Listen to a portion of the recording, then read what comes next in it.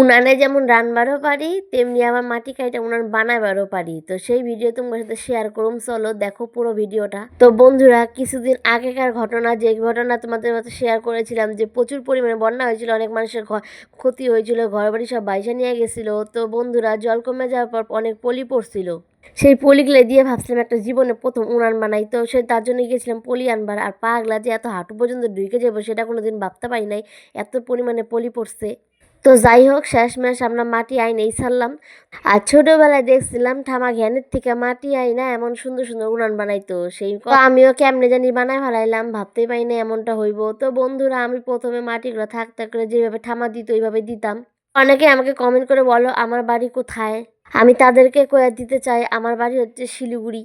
তো যাই, এমনিতে তো আমার ভিডিওতে দেখো অনেক কিছু হাতের কাজ বানানো, তো আমি চাই যে আরও কিছু একটা দিয়ে জন্য, তাই তোমার সামনে আমি আমার উনান বানানো দেখাইলাম। তো আর কোনো উনানই একদিনে কমপ্লিট হয় না, সেটা 3-4 দিন করতে হয়, কারণ আস্তে আস্তে বানাতে হয়। তো আমিও ফাইনালি বানিয়ে ফেললাম। তো কেমন লাগছে ফাইনাল লুক তোমরা অবশ্যই কমেন্ট করে জানাইবা।